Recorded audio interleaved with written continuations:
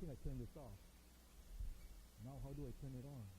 You just press the button. Okay, as long as it's green, yeah? Okay. Yeah. Let's talk now about, the last topic that I wanted to cover was, okay, yes, I said marketing, adding value, about the same thing, but how is it that you can add value then? And there are 5 basic ways. What you see here, using form, time, location, ownership, and information is how, at least from how I look at it, or I've been looking at it over all the years, just about anything you try to do in marketing or adding value will involve this or some combination. Okay? As a bit of background, James went off, he should have seen this one. As a bit of background, I threw up this pyramid. He's back! Good.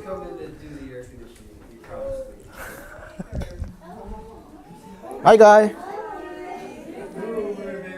Can I interest you in all kinds of nasty sugars? It's not McDonald's, but it's good. Okay. There was this person. I say person because I think Jean's a woman's name, but I'm not sure.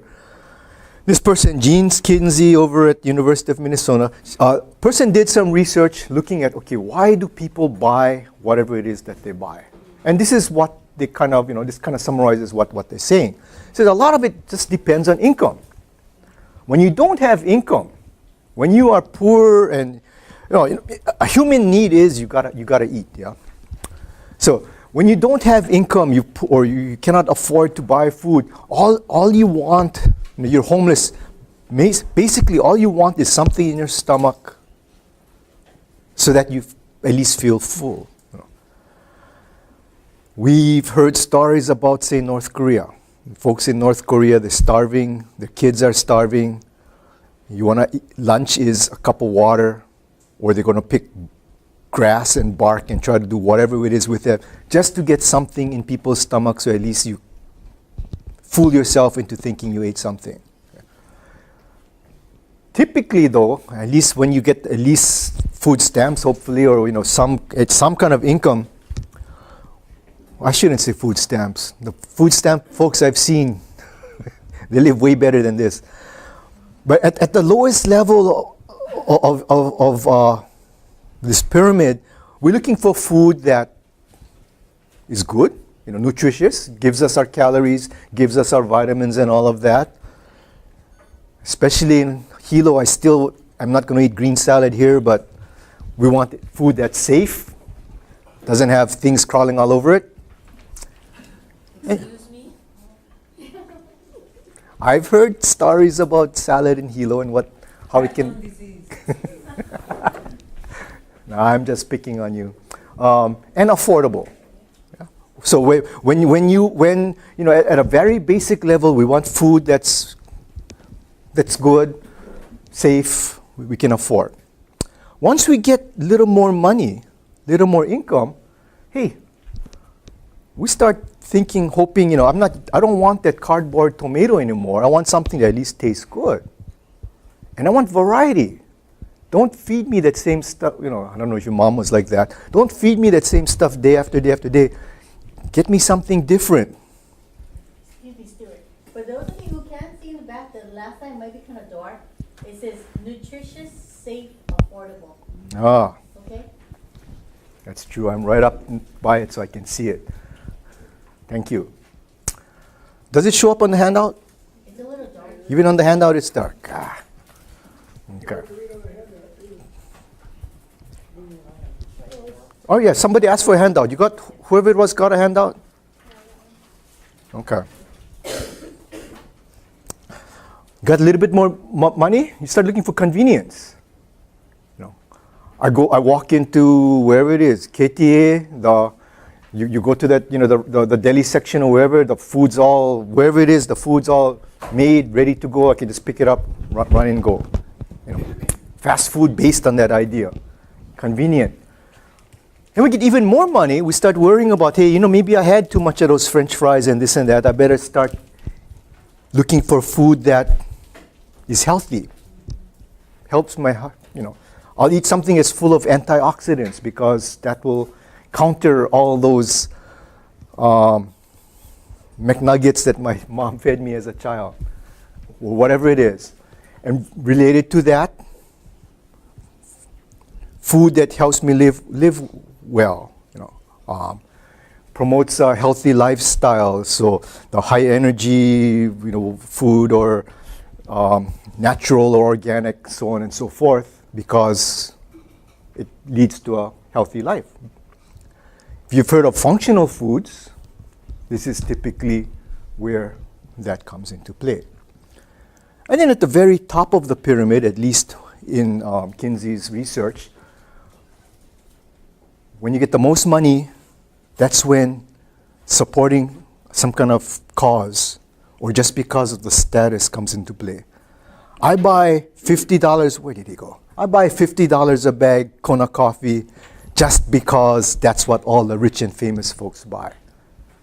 If you really wanted to, I was going to tell him, if you really want to have expensive coffee, you should go over to Ka'u. It's even more expensive there. It goes to $100 a pound. But people will buy it because that is what is related to status. The whole Mercedes and Rolex watches and so on and so forth. Or for causes. What do I mean for cause? Well, because it promotes a greener earth, or it promotes fair trade. Thank you. Because it's sustainable. Okay. More status related to a cause. I'm not saying it's good or bad. She just noticed that typically it's when your income goes way up that you start looking for products that have this kind of characteristic. So, if you are looking at a customer base that is not, say that, if we look at the neighborhoods, I won't pick on any neighborhood here. Back on Oahu, certain neighborhoods like Kalihi and Waianae, the west side, are considered lower income. But if you're trying to sell product there, if that's your niche, you push something that is way up there, you got this big mismatch, not going to work. On the flip side, if you're going to go to a Kahala or one of these higher end neighborhoods, that's what they're looking for. You go down to South Kohala, that's what they're looking for. They're not looking for a whole variety of different Kona coffees. They want something that has the status. They want something that, you tell me that by buying this, you will donate $1 to whatever group or whatever cause that is worthwhile. That might be something that goes. So, just as a background, some information that might help you think about some of these ways that we might be adding value. Well, kind of a lot of times does go back to this relationship with income. Okay? So again, the 5 different ways to add value. I have no idea why they branded the cow with that, but I think it's a cow, it's a steer.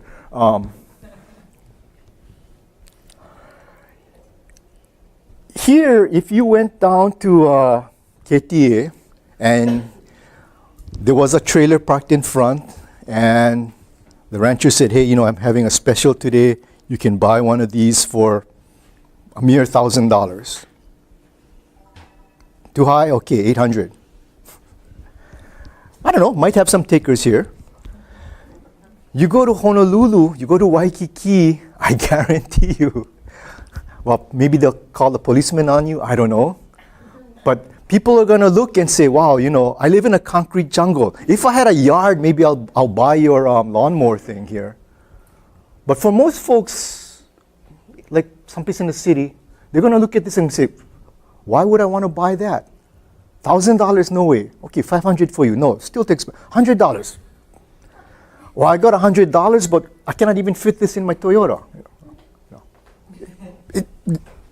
Not going to work. Why is that? Because it's the wrong form. That's not what people want to buy when they're looking for whatever it is you get out of one of these animals. Okay, what about this? If anyone doesn't know, this is a turkey. Okay? Thanksgiving coming up soon. $25, you can have one of these. On the hoof. Exactly like this. You catch them yourself, $20. Same kind of situation. I mean, yeah, now we have some better, okay, I know what I'm going to do with this. It's going to be my, it's Thanksgiving dinner. Honolulu, same thing. Ooh. Honolulu might be one of those places where, when people ask, well, where does your food come from? Oh, the supermarket. But they look at this, oh, no. They'll think you're at the zoo. Yeah, they might think they're at the zoo, I don't eat exotic birds. And even here, I see some of you, oh, no. Why is that? Somebody got, That would taste gamey. oh, no, this one was fed on whole grains. Organic grains. Massage, beer on the side. But, most folks are going to say, well, yeah, but somebody gotta take care of this bird before I can get it to what I want. So same kind of problem, it's the wrong form again. I don't know if you know what this is. That is a tea plant. But same thing, if I were to pick a whole bunch of leaves, and it's not just a whole bunch of leaves, but specifically for high-end tea, we are looking only for the shoot and 2 leaves. Even if I were to pick that or bring a whole bunch of this to, say, the farmer's market, most people are going to look at it and, what am I going to do with that? Same thing, wrong form. Same thing from over on the other side of the island. This is a Japanese visitor, says she loves coffee. She showed up there, we showed them these beautiful red berries. Oh yeah, those are pretty. What do you do with that? Oh, this is coffee. Oh, okay. What, do you squeeze the berries? Is it something you squeeze, or how do you get coffee out of this? Same thing. She doesn't know what to do with it, wrong form. This is what that final consumer is looking for.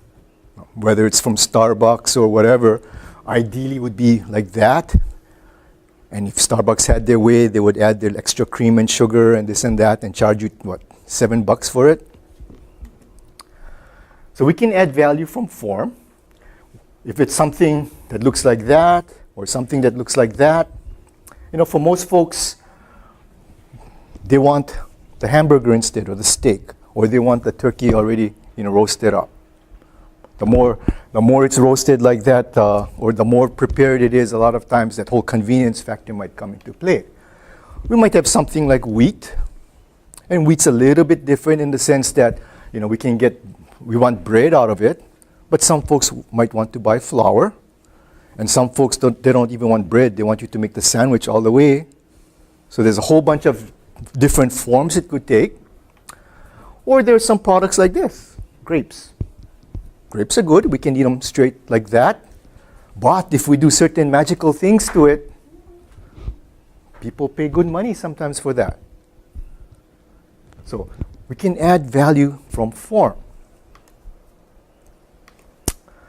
So basically what we're talking about is taking some kind of raw material and we change it somehow, we convert it to a more finished product. That's one way to add value through form. Another way, though, is by maintaining product form, quality. What do I mean by that? If you were, since most of you were tomato lovers, if you're going to get a tomato, you're looking at the process of from growing the tomato all the way to the supermarket before you're ready to consume it. When is that quality of the tomato going to be at its highest? A little bit of a trick question. When it's ripe, yes. But in the process, when you pick that tomato, when it's picked, that's when it's going to be at the highest. Maybe it's green. You still got to ripen it. But because you picked it off the plant, it's not going to have any more nutrients or anything. So what it came with off the plant, that's all it got to become the best you can get. So when you harvested tomato, that's going to be at the highest quality. Typically, almost anything we can think of, when we harvest it, that's the highest quality. So our trick is, if we want a high quality product anyway, we got to try and maintain that quality. And that's what this point is trying to make. If you can maintain that product quality, you have, in fact, many times added value. Here are some marketing functions that people, or that typically are used to help do some of that. Cleaning, grading, sorting, cooling, refrigerating the product, packing, processing, all different ways that folks can add value through form. Okay.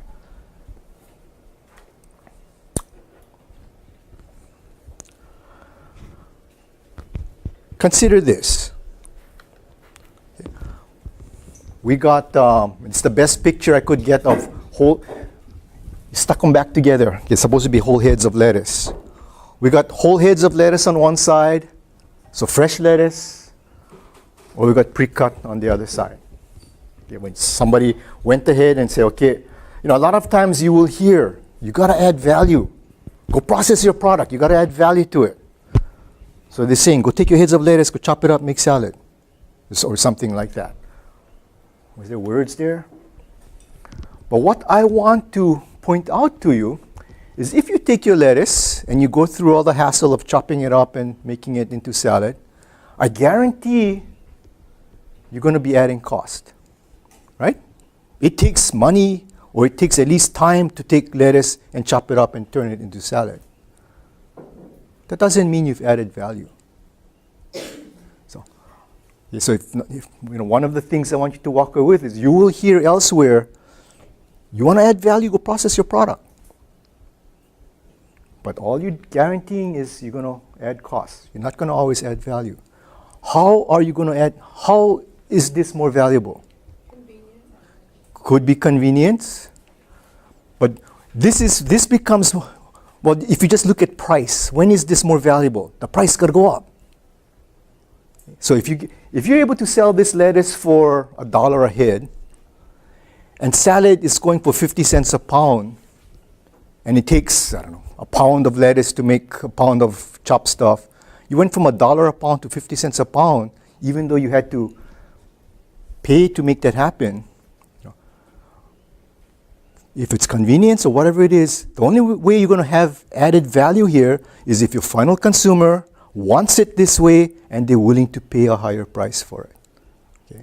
Then you've added value. Otherwise, you just added cost. So anything you're trying to do to add value most likely will cost you, but you got to make sure somebody wants that whatever you're doing and willing to pay for it to have truly added value. Okay? Make sense? If you're creating something that price doesn't go up, you've not added value. You've just spent a lot more money. This picture looks familiar to anyone.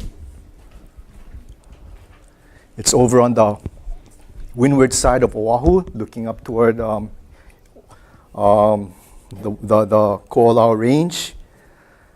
With this gentleman, a few years back now. This is Dean Okimoto, if you've heard of Naala Greens. Okay. This gentleman, he runs Naala Farms. He excels in the idea of maintaining product quality. Like we said, when you harvest that product, that's when it's going to be the best quality. So their motto is, we'll harvest in the morning, we'll deliver at lunch, you get it on your plate dinner time. Going for the high-end restaurants especially. So doing that, they've been very successful in adding value.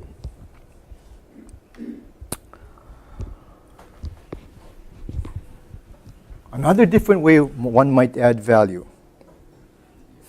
I don't know why I keep playing with tomatoes. Way back when I took this picture, okay, back when I took this picture, yellow tomatoes were not very common. But back then, what I was told, I don't know, I can't appreciate tomato taste, I guess. I'm told if you eat one of these yellow ones, I don't know, think of your experience. Yeah, you get a yellow tomato, the same thing, if it's a cherry tomato, a yellow cherry and a red cherry. Is there a taste difference? Not much? Some folks say the red one is more acid, this one might be more sweet. So whatever it is, like I said, I don't know. That's one of the reasons they were playing with that. And they said, in fact, if you're looking at only the cardboard tomato in the supermarket, hey, why doesn't somebody grow, oh shoot, the person told me the name of this one and I forgot. It's an heirloom, not a beef. It's a black something or purple something.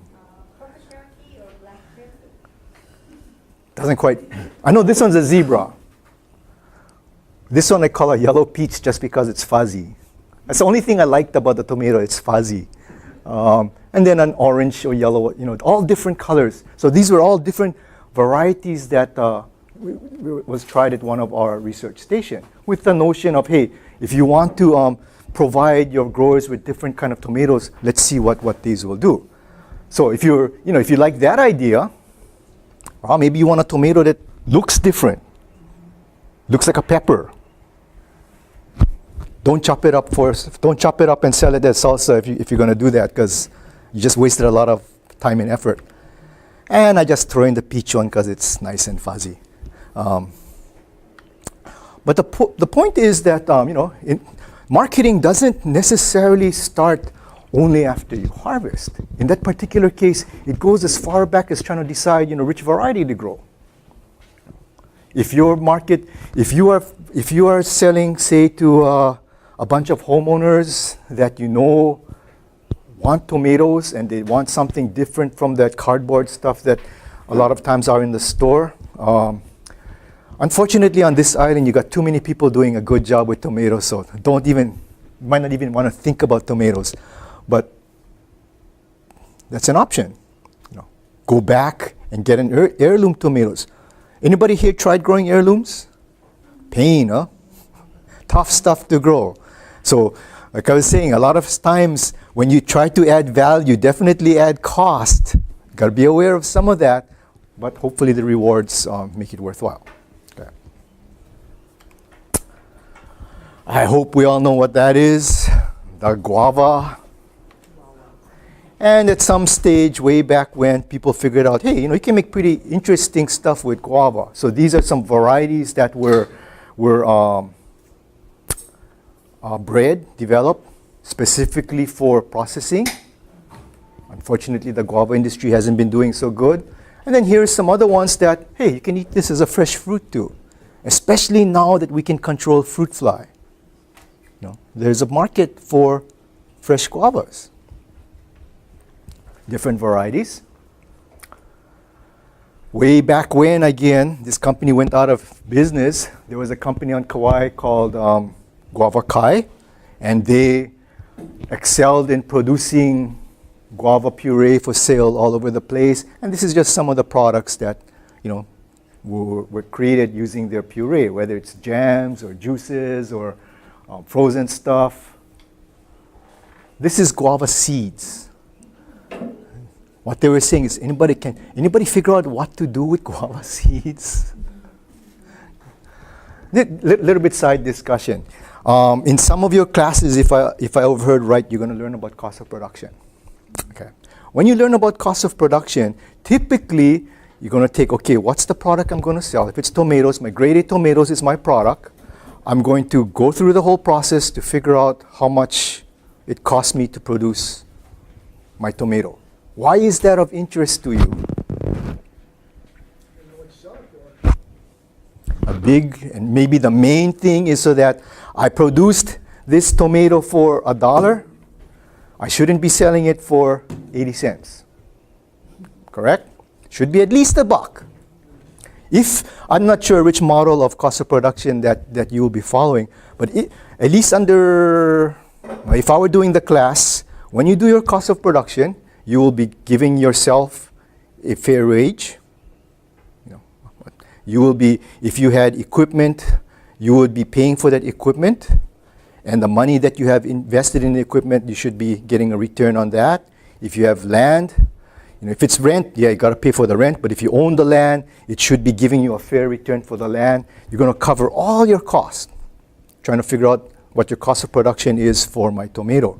And then, if it came out that it's $1, if you sell that for $1, you've covered everything.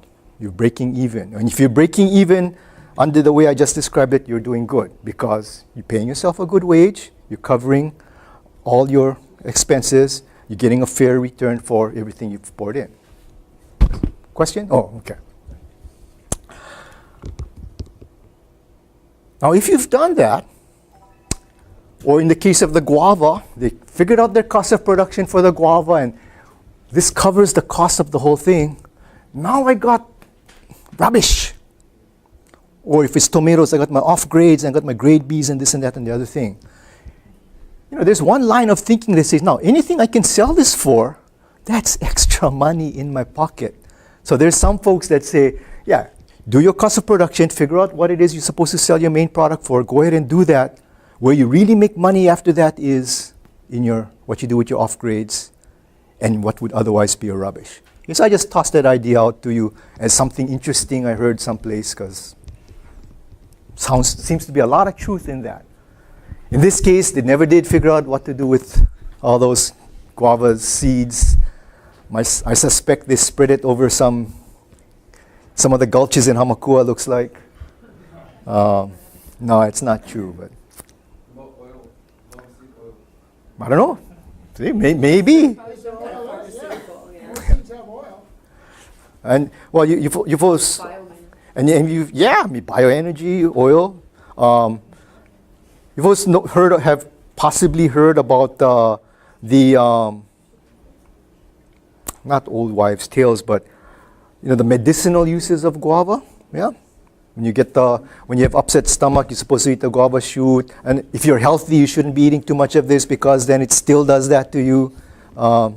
I don't know. Maybe it's concentrated in the seed, so maybe you get something there. Gotta check it out. Too late for these guys though. They went out of business, so Yeah. It's sadly they're gonna, instead of growing guava trees, I think they're gonna grow houses in that area now. Story of Hawaii. This picture here is, oh, thank you. Should we shut the door? After I get it going. Oh, okay. Let the cold air come for some of the hot air out, then go. Okay, sounds good. We talk a lot about Kona Coffee, and one of the reasons Kona Coffee is as successful as they've been is because they've done a lot of stuff to add value, and part of it is the whole grading, sorting kind of system.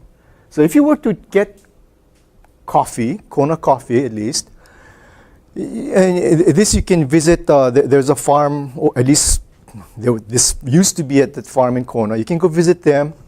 And you'll see this sign. And everybody familiar with coffee? What you do with coffee? You start with this thing that looks like a cherry, sweet. If you suck on that, kids like to do that because nice sweet thing. Of course, it's also full of fruit fly larvae, so you get some extra protein too. But the processing of coffee is you remove that skin. You end up with something that has this parchment bean on it. You got to dry it down. They remove that parchment and they get something called green bean. And then the green bean goes through a whole bunch of different steps. Okay. There's something called pea berry. About 1 in 20 beans. Oh, am I getting this mixed up? I think it was 1 in 20 beans. Instead of two halves, they're stuck together. And the story goes, because you got the goodness from two beans stuck together, it's gonna taste way better and be if you're looking at it for the nutritional qualities, you got twice as much nutrition and all that. And there's enough people that agree, and this is the most expensive coffee because of that. The most expensive grade of coffee. And then, depending, it's very much a size thing. The biggest beans after that are called extra fancy, and they look for defects. They don't want defect. You gotta look really good. Then they have fancy number 1, something called prime. It keeps going. But once you hit number 3 and off grade and rubbish,